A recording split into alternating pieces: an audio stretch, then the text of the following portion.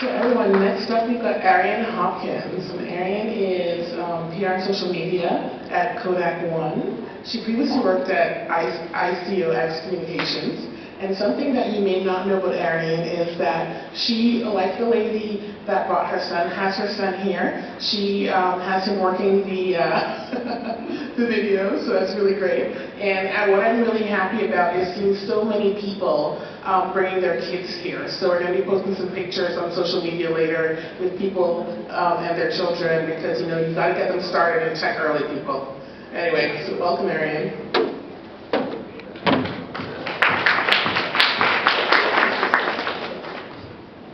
Hello, how's everyone doing today? Thanks for coming out on a Sunday. And first of all, I just want to thank the CryptoChicks and Untraceable for organizing such a really quite phenomenal event. To get this caliber of people in the room, it's been a great weekend. So just a quick correction. So I'm actually manager of communications for ICOx Innovations, not previously. And our company essentially works with organizations to build crypto economies using the blockchain. So we're looking to solve a problem. We do about 4 to 5 projects a year, and one of our projects happens to be Kodak One, which I'm going to go into in a few minutes. My speech is twofold, so I'm going to talk about Kodak as a use case within public relations and marketing, and then I'm going to talk about some of the items that we have in our own toolbox. So to clarify, we only do regulated ICOs, Reg D. And that's very, very, very important, because throughout this entire use case that I'm going to tell you about, no one really caught that. So our team has been working together on and off for over 20 years. Most of us came together 20 years ago during the tech boom, and we came back in for this project, which is really kind of cool. So, if you're under the age of 30, you probably have no idea who Kodak is. Maybe you're under the age of 40, not really sure. Just to fill you in, Kodak is an iconic company. It's publicly traded. It's been around for 130 years. So Kodak Film, Kodak Moments, instant cameras we had when we were teenagers, if you're in your 40s like I am. And then they came up with the digital camera. They were the first. And then they got gobbled up by all the others, and they sort of They had a heartbeat, but it was a pulse more than anything else. So we brought 2 teams together. RIDE, which is an organization based out of Germany, which created a rights management platform on the blockchain, and WEN. And WEN is essentially an archive, largely within the paparazzi industry, that holds thousands of images that they distribute daily out to the media. And we brought these 2 together to create Kodak One. And Kodak One is an image rights platform which is utilizing a product licensing. We have a product licensing agreement with Kodak. So that's how we came together. We came together in November. We pitched Kodak the end of November. Kodak agreed to the deal in December. And we were at CES announcing, this isn't going to work, is it? I had a cool video. All right, well, anyways. It was the Kodak announcement of Kodak One and Kodak Coin. Just all of a sudden, my phone started ringing off the hook. And what really came about was the idea that this is a real application for the blockchain. There's so many pseudo applications. We all know Bitcoin is important as an alternative to fiat currencies. We all know that blockchain is incredibly important. We know Ethereum is important because of smart contracts. But very few companies have actually demonstrated that they can do something with the blockchain and with the coin around a real industry problem. And the real industry problem here is photography. So Jeff Clark, he's the CEO of Kodak, and he's a huge proponent of the blockchain. So we approached Kodak, like I said, at the end of November. We made an agreement that was signed literally, I believe, mid-December. We worked through Christmas, we worked through New Year's, and we were at CES on January 9th. January 9th, we pitched just prior to CES about 8 journalists, hoping that they would do an embargo story in tandem with our release. Most of them said no, they really weren't interested. We had about 3 that came out and said yes, which was fantastic. So we were totally pumped with that. 3 tier 1, that's fantastic, and maybe if we're lucky we'll get 8 to 10 tier 1 covering, maybe, or within syndication at the same time. So we were pretty stoked. What we didn't count on is the stock tripling by the second day. It doubled in the first day. And as a result, by the end of the week, we had 261 stories and 2 billion impressions. So CES for us was not cool, we're going to release our story and we're going to go check out what the other tech's happening. No.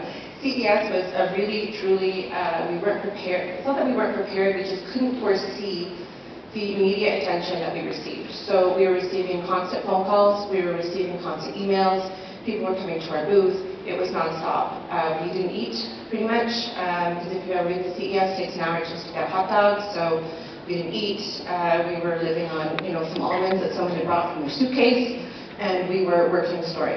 So we also had 80,000 web signups by the end of the month on the Kodak One website. Now again, I'm going to bring you back to, we are a regulated ICO. So we're super excited, we're getting lots of coverage, everyone loves us, it's so fun, the stories are great, they're fantastic. Our egos are like so stoked. Jeff Clark's super happy. We're on Bloomberg, we're on CNN, we're on CNBC, we're on the Financial Times, we're in all the coin, tier 1 publications online, the top bloggers, all the rest of it. Now, not everyone liked us, and not everyone was telling the right story. And this started happening just around the end of CES. So Kodak had also launched, in parallel to us, a crypto mining box that you could rent. It had nothing to do with us. But unfortunately, people didn't understand that, so they're paralleling the two. They were talking about our management team, mostly unknown folks, with fantastic reputations, but again, they were talking about a lot of things that had nothing to... The problem is that the media really didn't understand what blockchain or crypto were, so they really felt that Kodak was jumping into the bandwagon to increase their stock, which again was not why we were doing this whatsoever. So then came the fake news, lots of fake news, lots of journalists, they don't call you to check, they don't call to ask you if they've got their fact-checking correct. They just write the stories. Bloggers, I mean, it's a free world out there online, right? So bloggers can write pretty much whatever they want, they're not going to check. So as we are trying to ensure that the right message is getting out there, it's not an onslaught, but it's a lot. So we've got great stories, and we've got a lot of the fake news that's coming out. And the thing is that we were an unknown among a lot of unknowns, right? So here we are, Kodak is launching a what? A who? Why? Didn't make any sense to a lot of people, even though we thought we had the narrative correct. In addition to that, we're not launching just any coin, we're launching a regulated ICO. So our clock ended January 31st, and the underbelly of the crypto world was really, really pissed off. Why? Because they thought the gates of heaven were going to open up and all this crypto Kodak coin was going to come dropping out and they were going to be rich. And that didn't happen because again, what? We are launching a regulated ICO and they didn't like that. So they called us a whale coin, they called us all kinds of things, they had memes for us up on the internet. It was fun. So, in addition to that, social media, again, people from all over the world are freaking out because there's no coin. And the press doesn't understand. Why can't we find this coin traded anywhere? Again, we're a regulated ICO, accredited investors only, with the Reg A coming out later on this summer, which I believe has been pushed slightly, for anyone to purchase. And then, the scams came out. So I'm not talking about someone registering at Kodak Coin with a K on Twitter. I'm talking about people scraping our entire website and selling fake Kodak coin on their sites. We're talking about Facebook pages that bought a ton of followers and have like 2,000, 3,000, 20,000 followers and are trying to sell our coin. So we dealt with that. We're dealing with the fake news. And then the world started to change. And the world changes very quickly in this industry. So essentially the SEC started sending out subpoenas in their expanded ICO crackdown. Now the thing with us is that we're already talking to the SEC. In fact, we have the first approved regulated ICO SAF from the SEC, and we are about to be completely approved in terms of everything else. So we're doing everything properly. But unfortunately with that goes being quiet. So we went dark. We haven't been speaking to the press. This will change next week because everything's in order. But everything changed, right? So people are freaking out, investors are freaking out because all of a sudden the SEC is clamping down on what?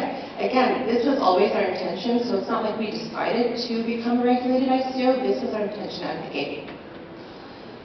And then, so the Facebooks, the Instagram, Twitter, Google, you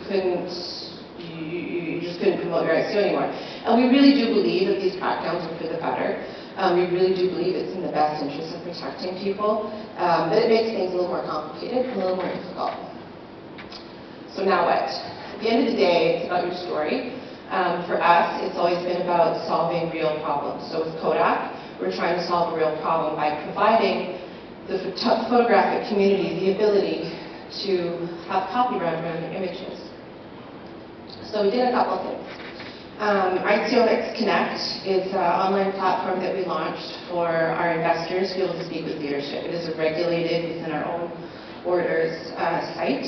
So we don't use Telegram, we don't use Reddit, we don't use Rocketship, because again, we're a regulated ICO. So we have to, I can't even think of the word, but we have to ensure that we maintain that level of regulation around everything that we're doing.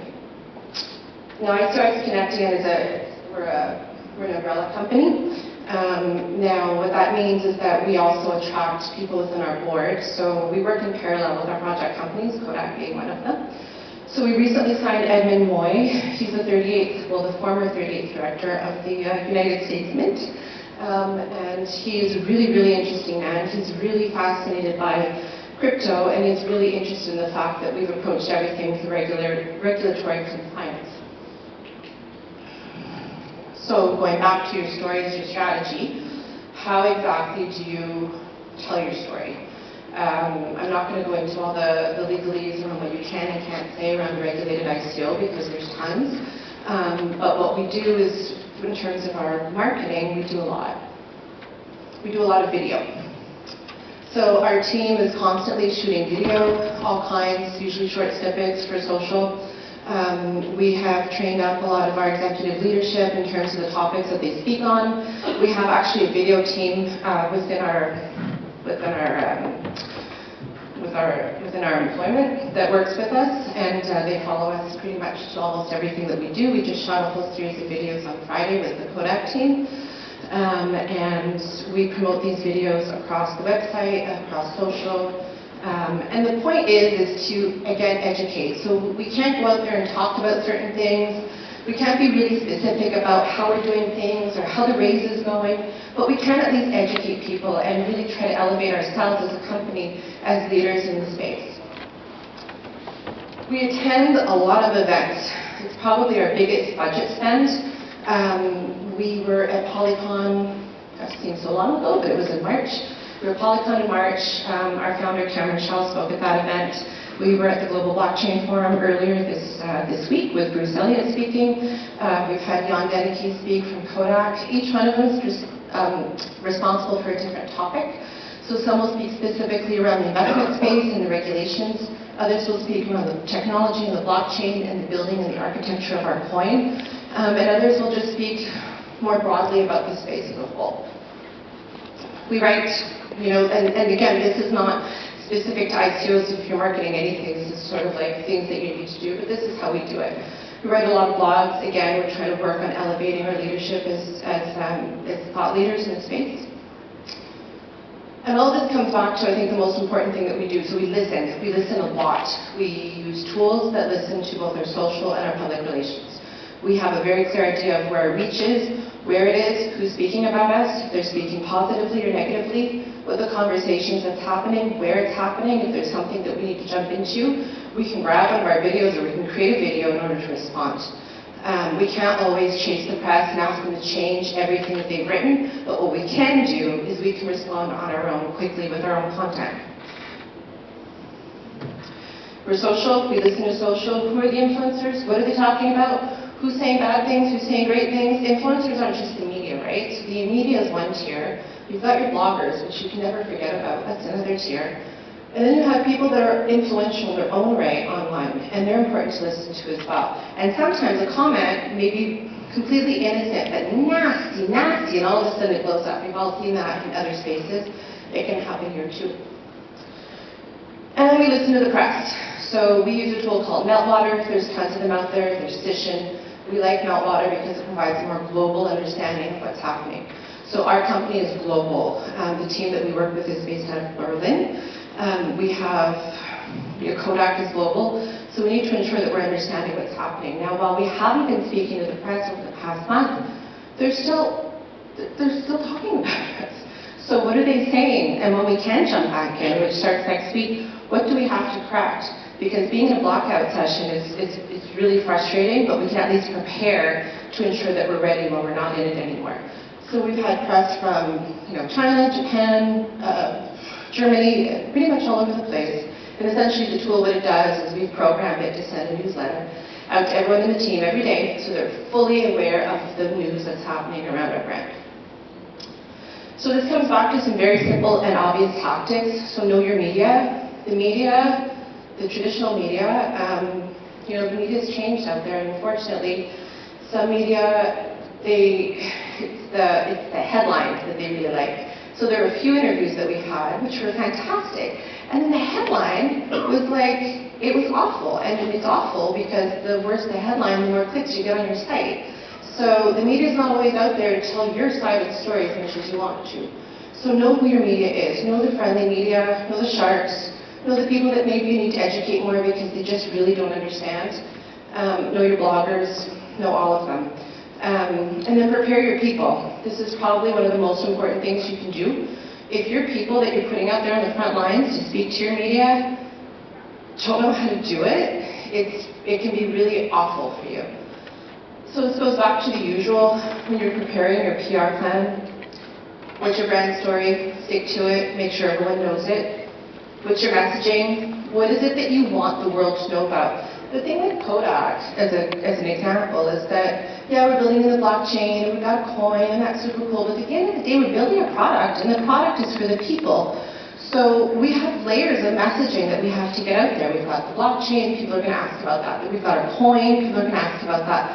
But once all that's said and done, and our investor race is finished, we've created a product for photographers. So what's our messaging around that? Because again, that's the story. Right now the story is the blockchain and the coin, and that's super hot and it's very sexy. But after that, the story will continue for the people that this was actually built for. So you can't forget that. Key talking points. Never send your people in to speak to the media without understanding what their key talking points. Ever. And actually make sure they know it before they speak to media. If you go to an event, people are going to ask them. If people find out that that's what you do, they're going to ask. Make sure they know what those talking points are. QA prepared. So one of the things at Kodak is that we were prepared, but we weren't prepared for the stock to do what it did. And as a result, we weren't necessarily prepared for the onslaught of questions. The questions about why did the stock do that? We don't know. We're just a product licensing group that's basically brought this fantastic product to Kodak, and we're working in partnership with them. But there's a lot of tough questions that were asked of us, and after the first day, we got our groove on, and we figured out what the answers should be. But figure what those questions might be ahead of time. What are they going to ask you? What could happen that you cannot foresee at all? Because it will. And media training. Make sure your people are trained up. Make sure they can speak to the media, that they know when to stop talking instead of continuing to talk. Make sure that they can answer the questions. Make sure that they're great on camera. Just make sure it all ties back into your brand story and the reason why you've created whatever platform it is you've created. Because you can't forget what that story was and who it was for. Thank you.